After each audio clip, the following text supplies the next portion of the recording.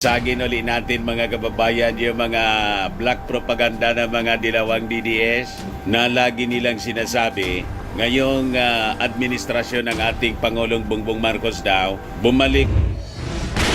Nagbabagang mga balita at pagtalakay sa mga isyu ng lipunan. Bulsa, opinyon, banat at paglalantad sa katotohanan. Bulsa, what you see is what you get. You decide. Yung mga krimen dahil sa pagbabalik ng operasyon ng droga dito sa ating bansa. Nakakatakot na ulian niya. Hindi tulad ng panahon niya ni Tatay Diggs. Anong pinagsasabi po ninyo na nakakatakot na dito sa Pilipinas? Ano ito? Sabi mismo sa report ng Inquirer, Global report finds Philippines the third safest country in Southeast Asia. Di ba? Pangatlo mga kababayan yung ating bansa sa pinakang ligtas sa buong Southeast Asia. Whereas nung panahon ni Mau Diggs mga kababayan, ito yung report from The Guardian. Sabi diyan, war on drugs makes Philippines fourth most dangerous country. Duterte's violent anti-drugs operations are responsible for 75% of civilian deaths this year. Basag na basagan niya, Mr. Maravillas, yung kasinungalingan ng mga dilawang DDS. Yun po ang purpose ng ating pagbablog. Kaya nga po mga kababayan, ang ating pakiusap sa ating mga Marcos loyalist sa buong mundo, lagi po ninyong susubaybayan yung ating mga uploads. I-subscribe po ninyo yung ating mga channels sa YouTube. At lagi po ninyo na isi-share sa inyong mga kaibigan at kakilala. Huwag tayo pong patatalo sa black propaganda ng mga dilawang DDS. Di ba?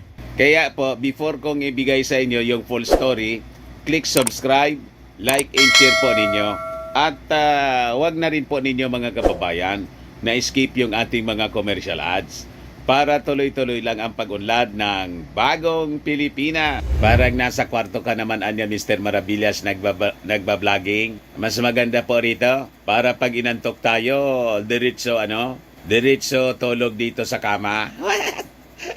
Di ba? Para relax. So ito po yung balita dito. When it comes to settling down, many Filipinos share the same fantasy niya to immigrate to some place where a good quality of living awaits. Pero sabi rito, living in the Philippines for good has become a common theme in many conversation.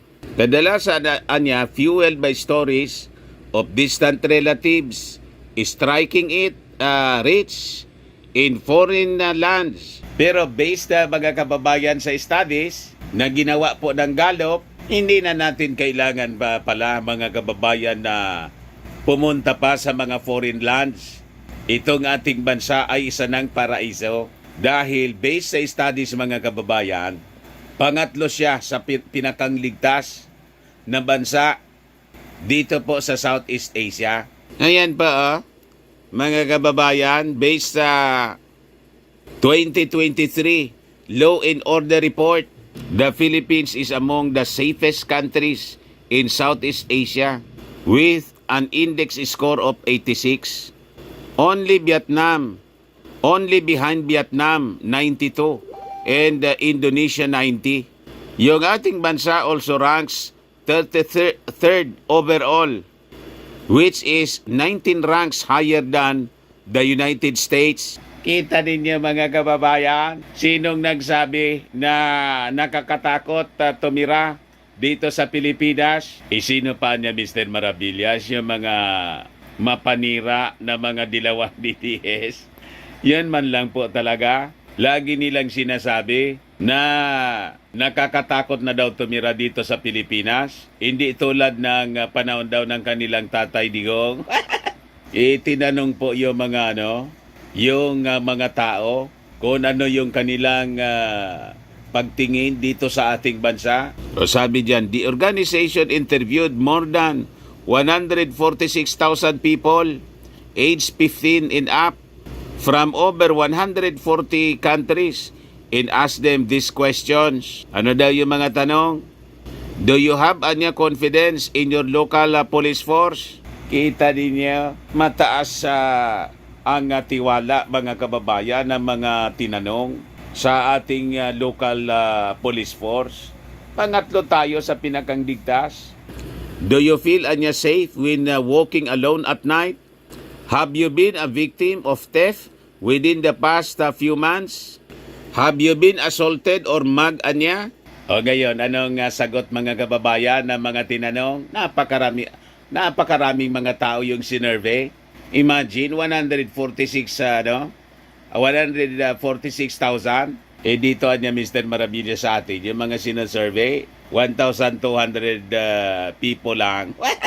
Yung mga political surveys po. Pagkatapos, panalo palagi si Inday. Laging tapos si Inday, pagkatapos yung tatay sa pagkasenador, nagpa-survey po, yung si Malutikia, barkada nila.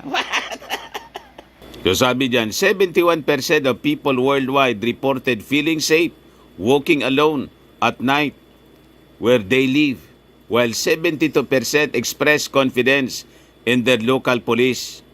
Di ba mga kababayan? Napakagandang balita ito. Global siya na survey. Pangatlo tayo ang Pilipinas sa pinakang ligtas na bansa sa Southeast Asia po. Paya naman niya, Mr. Maravillas, yung mga anti-Marcos forces. Yan kasi, gustong-gusto kasi nila mga negative reports para siraan yung ating Pangulong BBM. Yan man lang po, mga kababayan, yung ating short video.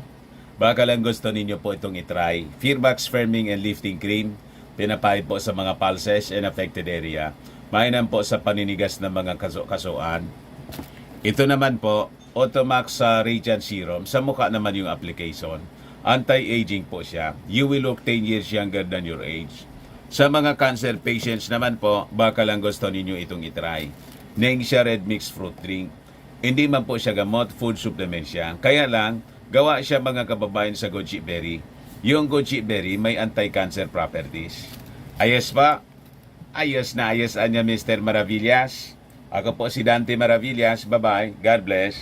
Lang mga kababayan, gusto ninyo itong itry. Firmax Firming and Lifting Cream. Pinapahid po sa mga pulses and affected area. Mainam po sa paninigas ng mga kasuan. Ito naman po, Automax Radiant Serum.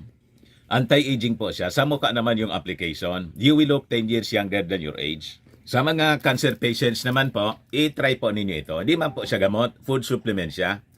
Kailang gagawa siya mga kababayan sa goji berry. Yung goji berry may anti-cancer properties. Ayos. O yung mga inquiries po ninyo, dumiretso na lang kayo sa aming messenger sa Facebook para masagot namin agad. Ako po si Dante Maravillas. Bye-bye. God bless. Meantime, sa mga naghahanap ng malinis and spacious fitness gym, punta lang po kayo sa aming Colossal Fitness Gym.